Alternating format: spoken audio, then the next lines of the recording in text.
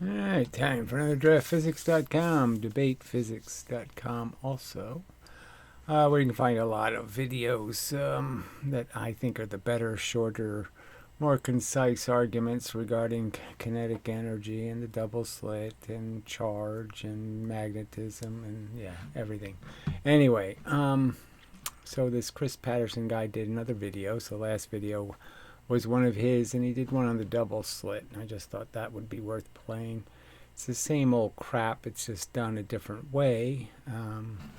And again, they just try to pervert the reality into somehow this is confirmation of a wave theory, when, of course, no, it's not. Yeah, so. Light is really weird, but here it's doing something really cool. Sometimes we talk about photons being the particles of light, but often... So this is just the do the experiment using smoke to see a laser beam, which is really just saying you're going to see the target all the way. So although it's just moving the target from really close to further and further away, and opposite to what my hand just does, the pattern gets bigger and bigger as you go further and further away, like a movie projector. And yeah, so you're just seeing it at all these different locations, because what the laser beam's doing, the light you're seeing coming off the laser isn't light that goes to the target. So it's not light that'll be a pattern because you're using it before it got there. And so you're just seeing the same pattern in all these different locations, and it's just showing that the pattern is basically made out of straight line force, and it really doesn't have anything to do with waves, because these aren't parabolas. Okay. Especially in astronomy, we talk about light as if it's a wave.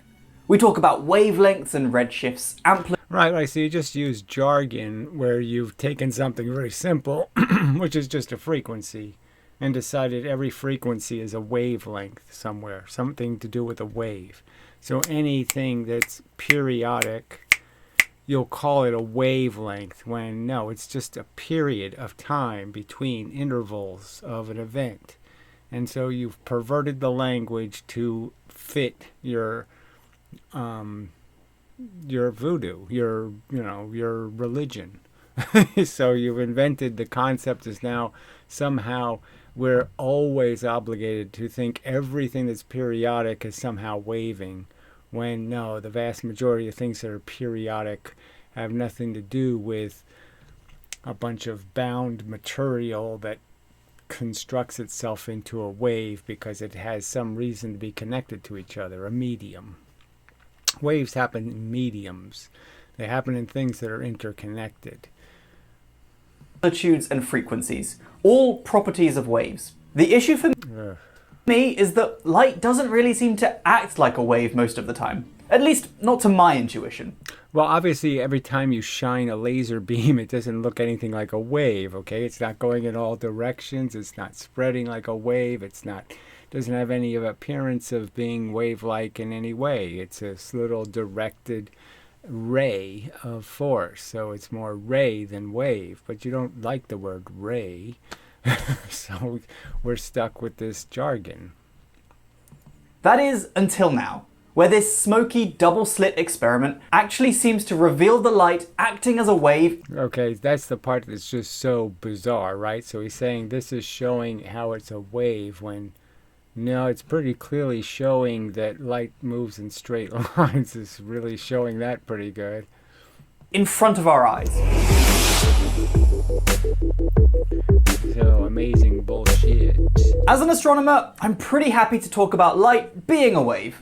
Even though, to me, the picture of particles carrying light feels much more intuitive. So particles carrying light is the wrong way to say it, because the particles are the light. So again, this idea they always have to turn everything into an ether and a carrier and all of this bullshit, and it's really has nothing to do with the subject. So let's understand what we're arguing about. And they're just constantly lying about the effects, okay? I mean, it's really so simple. It's obviously surfaces that cause it, because that's what they put in the math. It's the distance between the surfaces.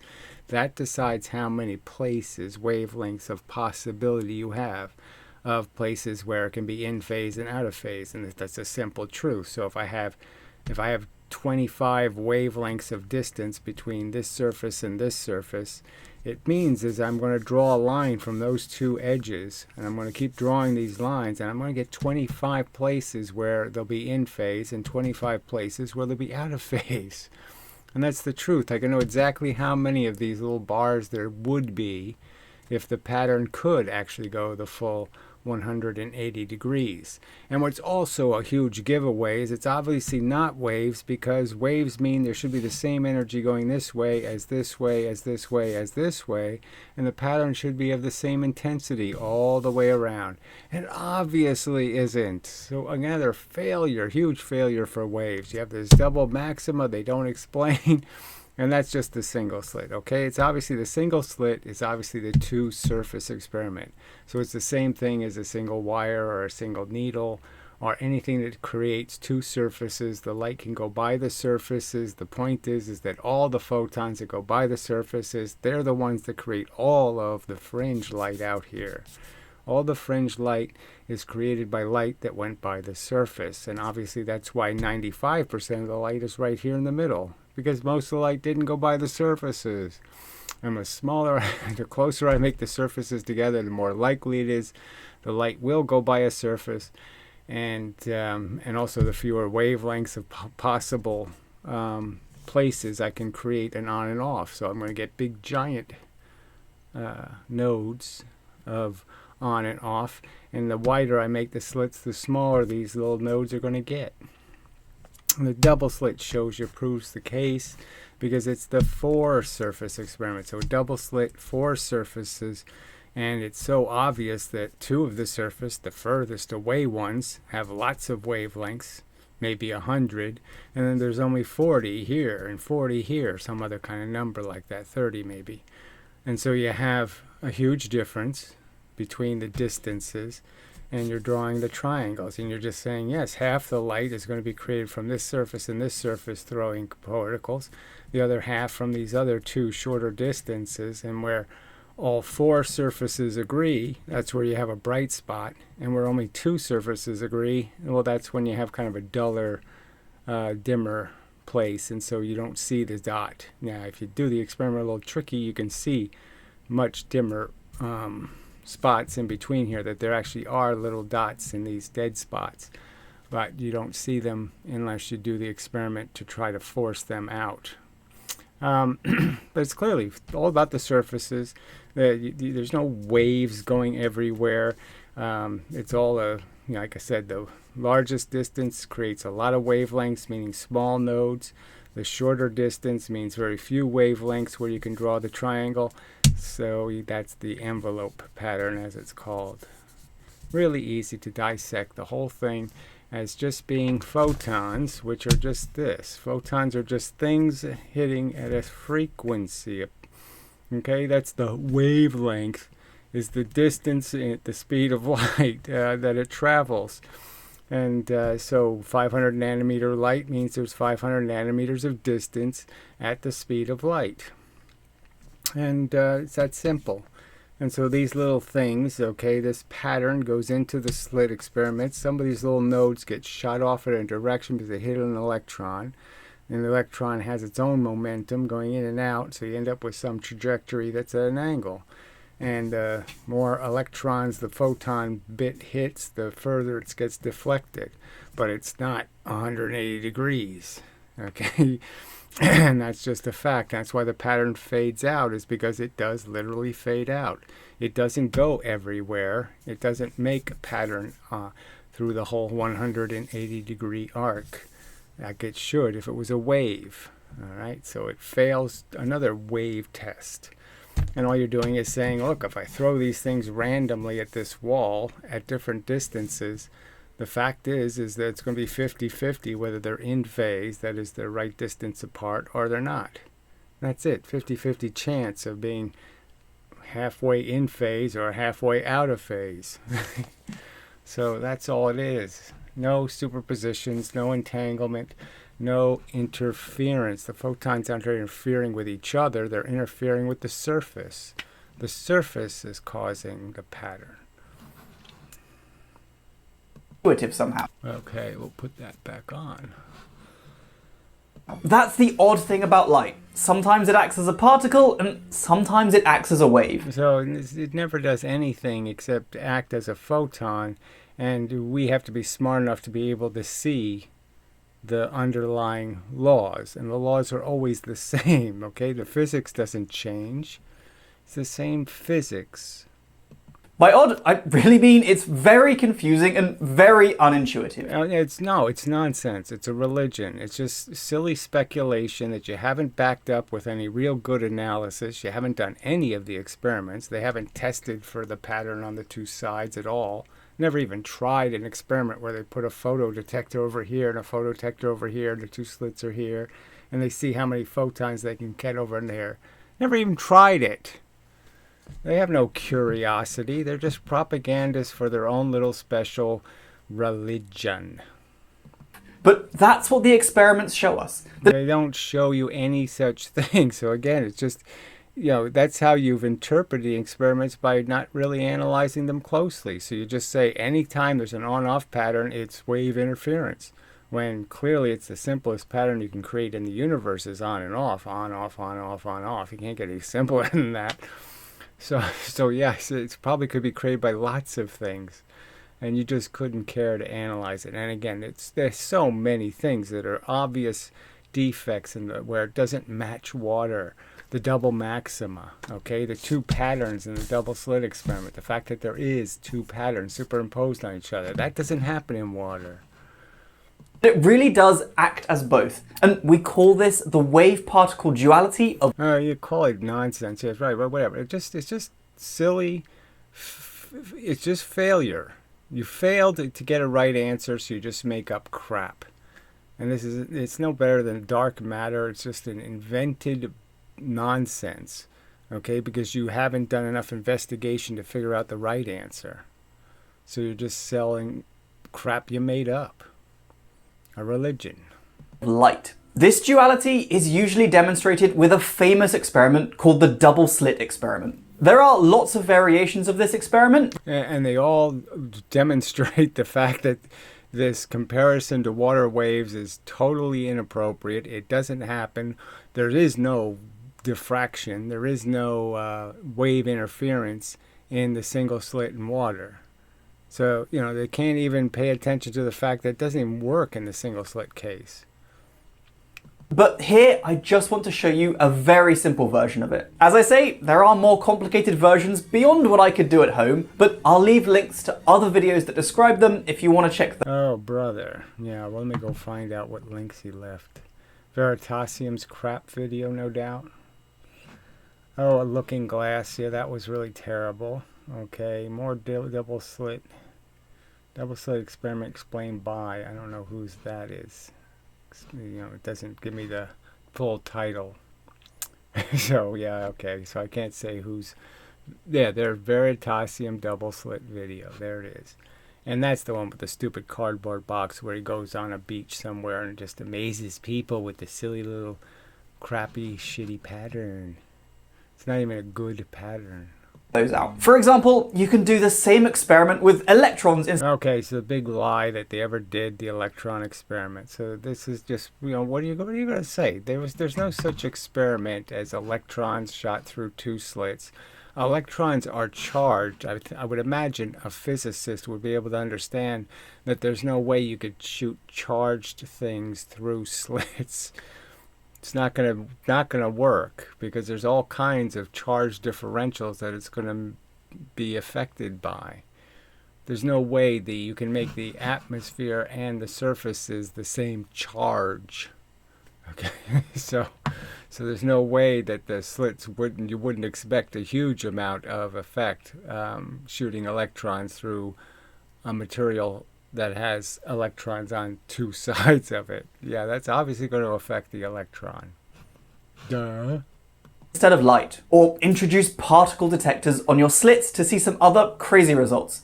So more crap about particle detectors on your slits never took place, just complete fabrication.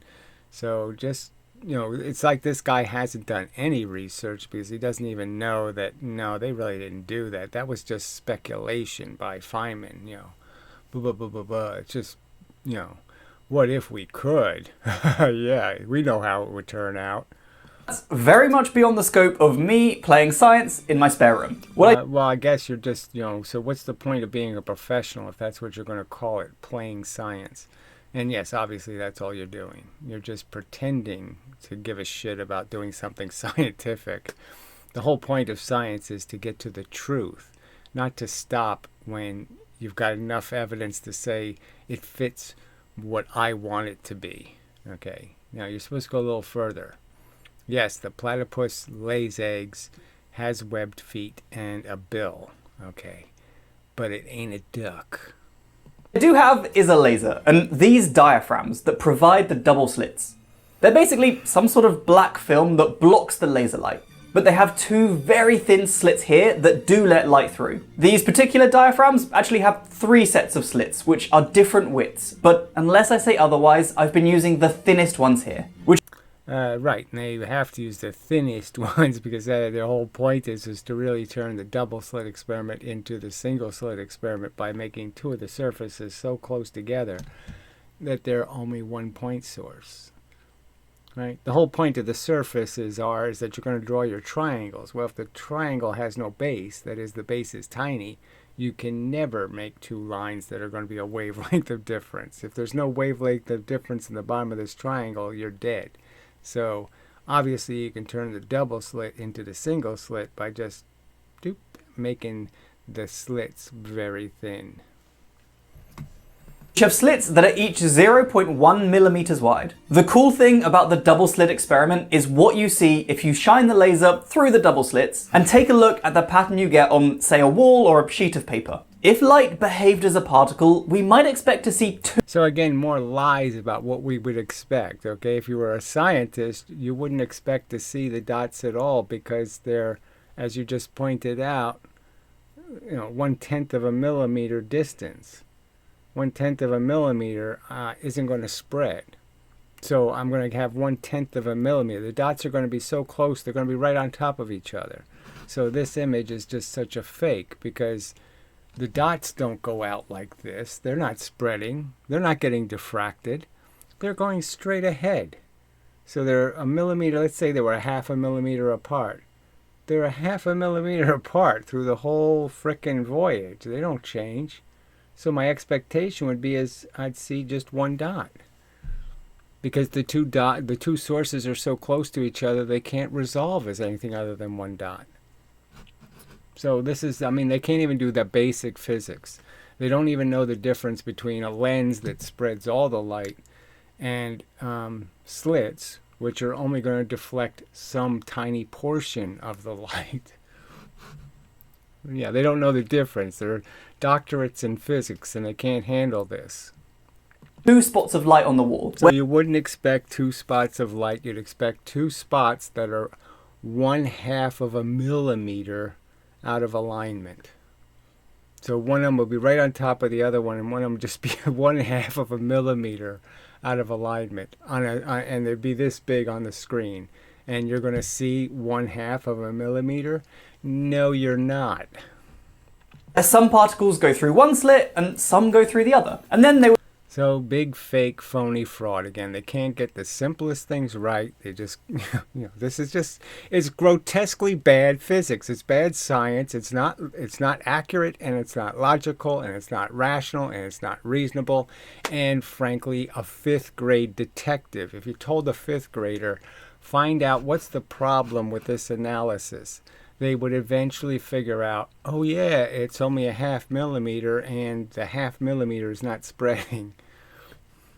We'll just keep traveling forward to make 2 spots. The issue is... Keep traveling forward. Well, you don't have them traveling forward. Somehow you have 2 headlights, and you're saying the 2 headlights go like this. One of them's going this way, and one of them's going that way.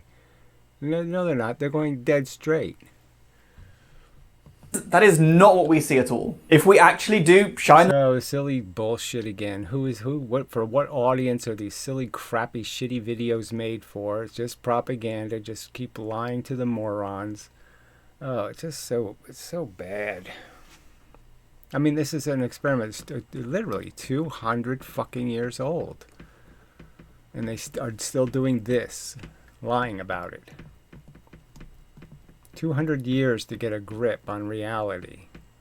The laser through the slits, we see a whole load of bright spots on the wall. They seem to be brighter in the center and get fainter the So this obviously isn't two slits, okay? This is not a double slit pattern. So this is something else, some other pattern he's doing. All right, but it's fine. I mean, you know, you can get the idea that these are the small nodes, all right? But he's obviously wiped out the rest of the pattern. So, and it doesn't fit in the sense that it doesn't have a central maxima here. So, can you eliminate the central maxima by having infinitesimally small slits? Yes, you can. So he's basically turned a double slit into a single slit by, again, taking two surfaces and either making these two surfaces go away by putting the really tiny impediment between them, which I think this is, or making the two slits very small, and then you only have 2 point sources. So he turned a 4-point source experiment into a 2-point source experiment by doing this, or by doing this. further away from the middle we go. We call this an interference pattern, and it's called... So, yeah, and so obviously the pattern can be in a lot of variations, and I've shown one of those variations. How come that didn't move? I don't know. Is that it? No, that's not it. Huh. Which one? Oh, there it goes. So obviously these are the patterns that are more traditional. So if you use wide open slits, that is, okay, slits that aren't a tiny, what the hell is that? Oh, okay. You know, that slits that don't have just a tiny difference in the distance, okay, then you'll get this very elaborate pattern. And if you do what he's doing, you get this pattern, but see, he annihilated the double maxima because he basically annihilated this openings, the distance between these surfaces. So he turned it into a double slit, a single slit experiment without a central maxima because the impediment's still there. It's because light is acting like a wave. Instead of light just going through the slits and continuing to travel... So this is the big, again, how is this going to show a wave? So how are you going to do a single wave coming out of this, right? So he's got a single slit. So let's see what he does. Because, you know, he's in big trouble here. I mean, there's no way to create the two waves coming out of the single slit. And you need the two waves. So let's see how he does it. Forward. Each of the slits actually... There you go. So there's no interference pattern here. This is not interference. This is just a solid wave hits the surface. There's no interference. There's no fringe pattern created by this. So why does he think this is a good example? There's no fringes created. Actually acts like a new source of light. If you haven't seen it before... So we know that in the single slit there's two waves and they're right here at the corners, right here at the edges. That's where the math is using to create all of the different triangles. You need two sources. You're measuring the path length from one source and another source. And you're saying, see, this path is shorter. And it's shorter by a specific amount.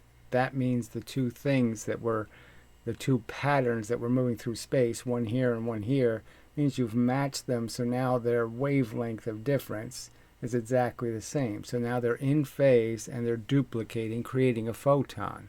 And when they're out of phase, it's not a photon. When two of them are closer, one of them's 500 nanometers apart and then the next one's only 250 nanometers apart, that's not going to be a photon. That's not going to be a green photon, not going to be a red photon, because it's got mixed frequencies in it. I think this alone is a mind-bending result. Oh, whatever, mind-bending. So he just showed us a crappy image and didn't say anything about it. What the hell was that image of? So there, that's mind-bending. Yeah, that's really good. That's so clear and well illustrated. Bending result. The light spreads out in a process called diffraction. So it's just bullshit. It doesn't happen. It's nonsense. And then they go with all this little swirly stuff that's all mathematical nonsense. All of this, all these little swirly bits, okay, created by who knows what kind of uneven gravity. So the whole concept of non-spherical uneven gravity, and that's why they had to invent dark matter, because you can't explain it with any kind of logical understanding of gravity being created by sources, masses. And masses large enough to bend light, well, it's not going to bend light. You can't give light to momentums. You can't bend light. It can't be going this way and go this way. Be bent. Can't do it. And it's the same effect that causes bright stars to look spiky in telescope images.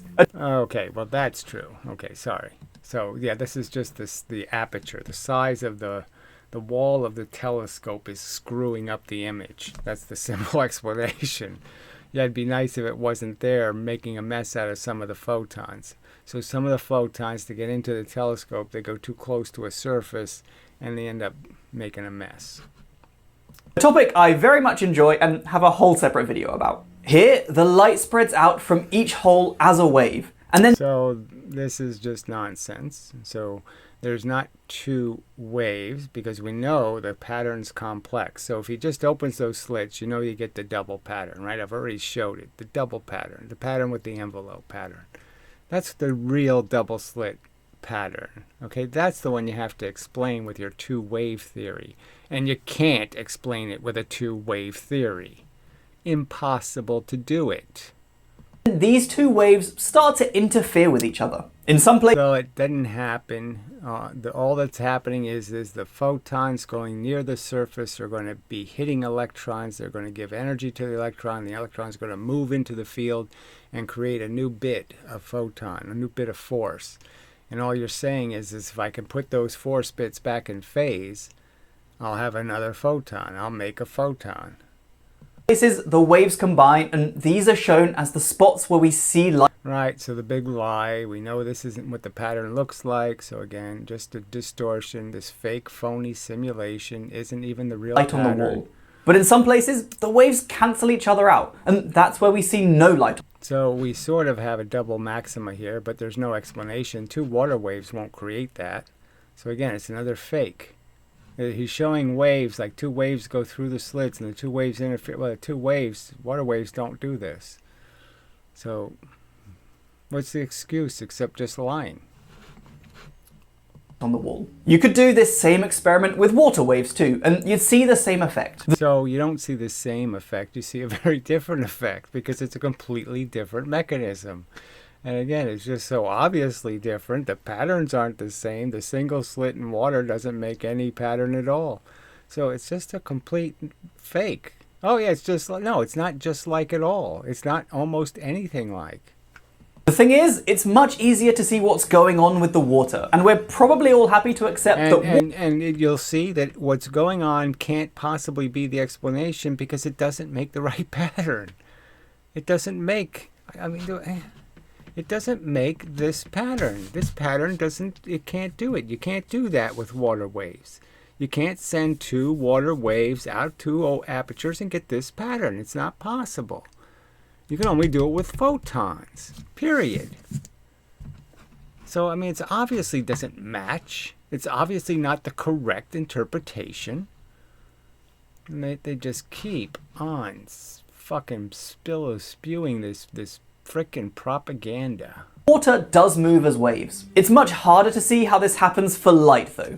For example, a quick search would show you... Yeah, well, another garbage animation, okay? And it doesn't make the right pattern. There's no double maxima, blah, blah, blah, blah, blah.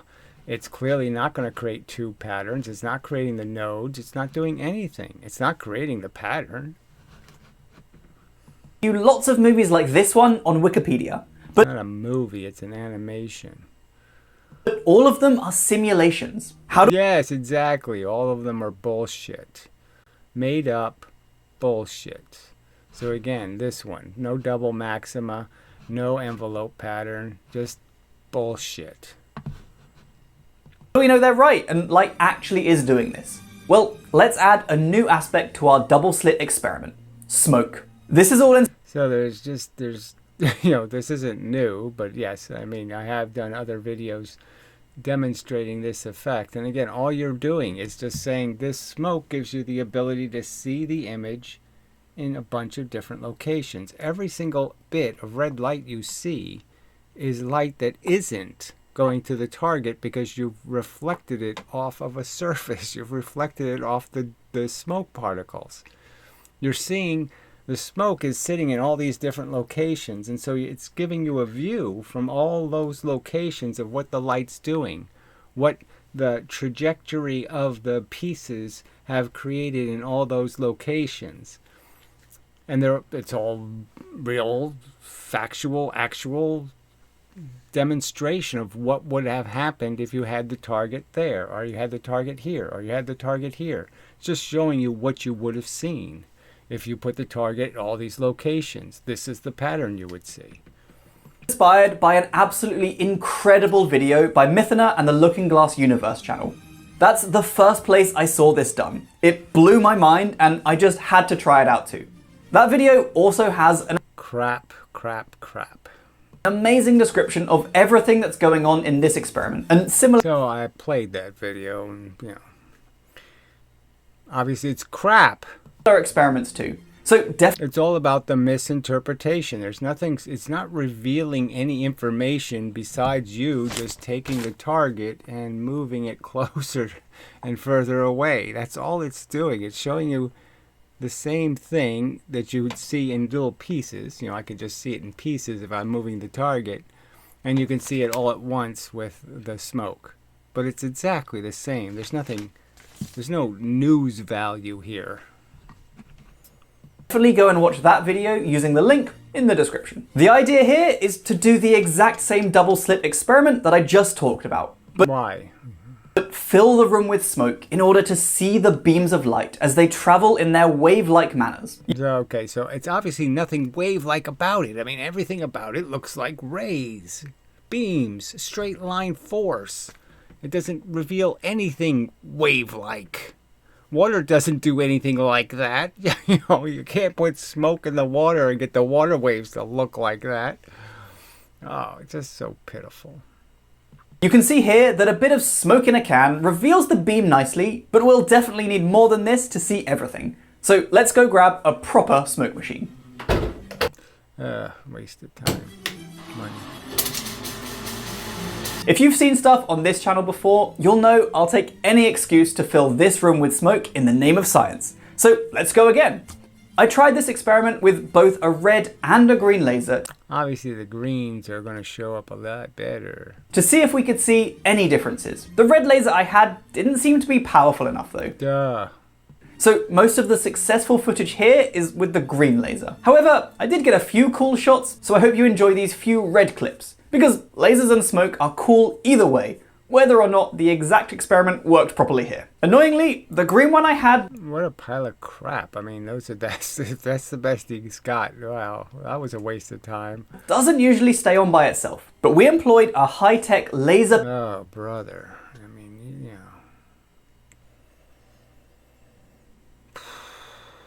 I mean, when they have to explain to you that, oh, well, you have to put a rubber band on the button, yeah.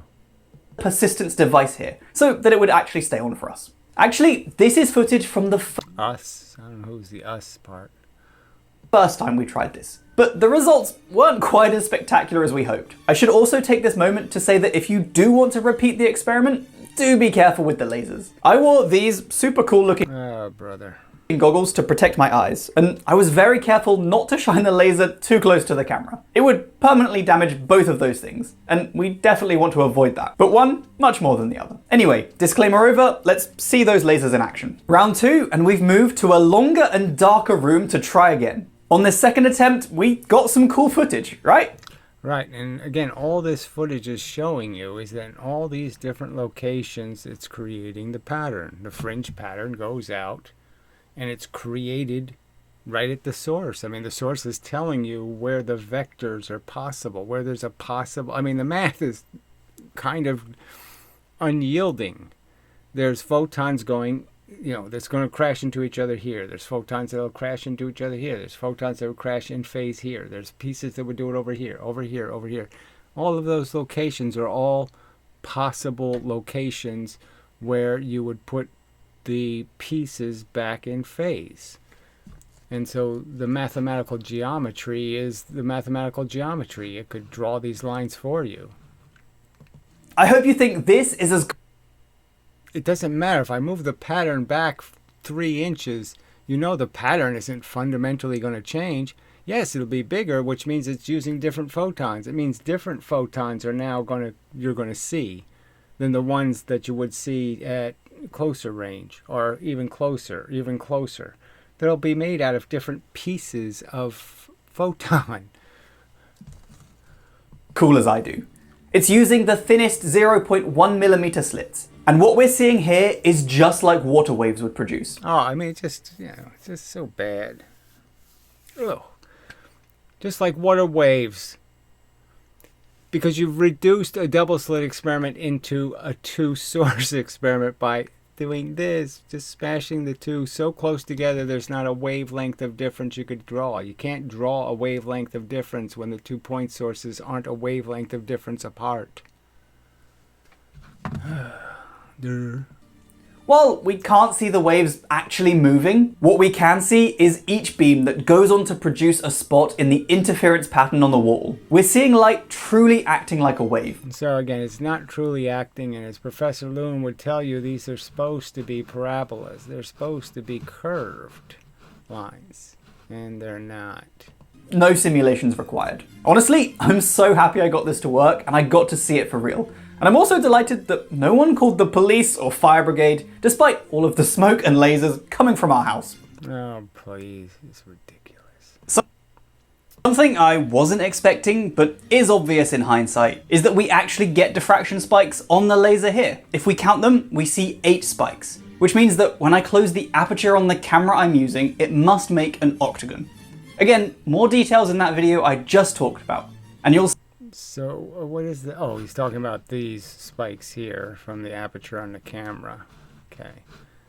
Not really interesting. What you should be talking about is the fact that, well, if this was waves, how come there's no laser light? All these locations are all dead.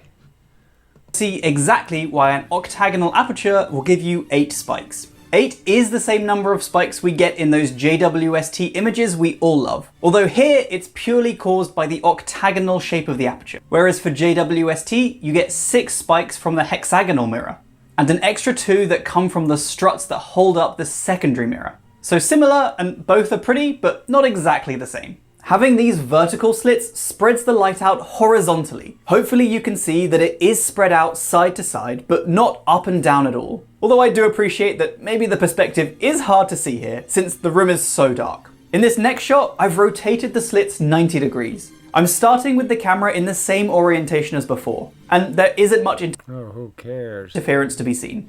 But if I now rotate the camera 90 degrees too, the spreading out suddenly becomes very visible. And also, I'm having so much fun in the smoke here.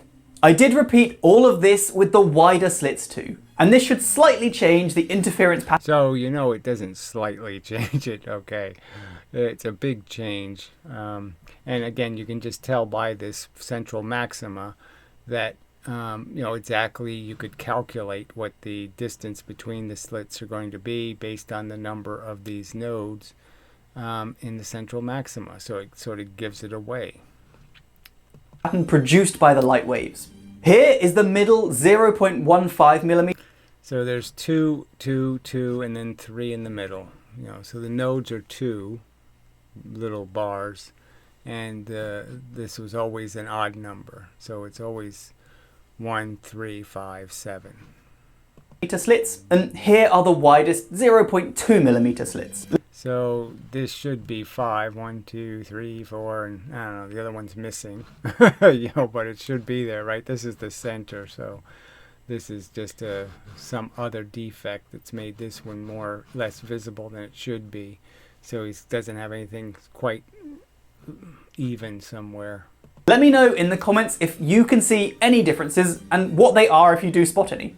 For a bit of fun, I also did the experiment with a triple slit. So that's 3 thin slits in the diaphragm. And to be honest, this shouldn't make too much difference. Of course, it makes a huge difference because then you start making spots in different locations. So when you start turning it into a diffraction gradient, you start making very localized areas where there's enough light. So all the slits have to agree kind of thing again. You're saying the more surfaces that send a photon and are in phase, the more a photon there is going to be in a location. And that'll only happen in certain places where they'll all be in phase, and then they'll all be in phase, and then they'll all be in phase. So the distance between in phase gets further and further out.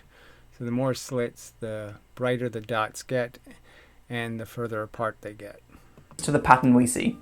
Instead of 2 waves interacting, we just have 3 waves interacting instead. The exact interference we see... Okay, so there's not 3 waves. It's just, again, baby talk. You can't do that mathematically. You can't create the pattern mathematically with 3 waves. It doesn't happen.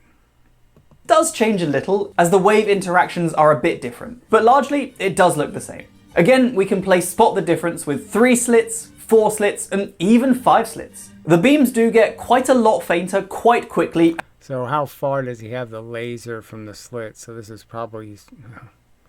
might not be bright enough to know that he has to have the laser far enough away to make a big enough spot to get all of those slits in the laser beam's focus. As we increase the number of slits, and the spacing between them does change a little bit too. I tried to stand in the same spot and have the... So these are pretty... I mean, it's a pretty poor example. You can see the distance is greater, but I mean, 5 slits... Yeah, I don't think he's got them all covered with the lasers, the problem. Has 5 slits, but the laser isn't going across all 5 of the slits. The laser beam's this big, and his slits are bigger than the laser beam is hitting. Because this pattern is not nearly rich enough in terms of there should be secondary beams. But whatever. He obviously didn't cast it on a wall, which would have been probably a good thing to do. Thing I did try here and couldn't capture well on my own was a double slit. 2 diaphragms stood with a 90-degree turn on one. Right, so he's just sending the image up and down and horizontal, so nothing spectacular there. One of them. So really, it's just shining laser through a little square hole. This should yeah, exactly. Make a cross or grid-shaped pattern on the wall. And I think capturing this in the smoke would look incredible. But it was super hard to see when I tried it this time. I'll try again if there's interest in the comments, as I think it would be hard to catch, but totally awesome if we got it. Either way, in my opinion, this awesome experiment really helps show that light can behave like a wave. So I don't know. So again, there's nothing about it that has any look of waves. It has this beam look to it, this ray look to it, this straight line force look to it. It's why we feel comfortable talking about the expansion of the universe stretching the wavelength of light. Oh, brother. So that's even more silly. Yeah. Stretching empty space. Isn't that cute? Something we... Well, then, I mean, just, you know, the made-up crap part of this is just so amazing that people fall for this. You know, what's the difference between saying that space just poofs into existence and in between every little bit of the photon it's made extra little space, clumps of extra space, and hobgoblins? I mean, why not just talk about hobgoblins and spookies? You call them spookies. Called cosmological redshift. It makes clearer how light can even have a wavelength or a frequency. Plus, this just looks really pretty. Oh, brother. Just so bad. Let me know in the comments if there are any other variations of this you'd want to see. You ought to do the standard variation where you have actually open slits. You can just use razor blades. They have the slit open 0.5 millimeter, and you get this gigantically rich pattern. 100 nodes. Or just let me know your comments and questions down below, and thanks for watching. Until next time, stay safe, team. I'll see Oh, whatever. Fuck you. you soon. Bye! Yeah, fuck you. So bad. So these people don't have to be, bullshitters. They could, and that's the part that's another part of this is that just kind of surprises me is that not one of them. I mean, you could say, okay, there's no way this physicist believes it takes 25 times the fuel to spin a motor 5 times as fast. There's no way he thinks, a water wheel going 5 times as fast makes 25 times the energy. He knows it doesn't happen. So why aren't they fixing the physics and being the hero who fixed physics? And instead they double down on this bullshit. I mean, just amazing. He hasn't done the math and figured out that, oh yeah, it's all about the surfaces. The surfaces are completely diagnosable as the cause of the effect because the math that actually predicts the right pattern is drawn from the surfaces. The vectors are drawn from the surfaces. Isn't that a huge giveaway? It's not a wave phenomenon. It's a surface phenomenon. It's just so depressing. People are just such...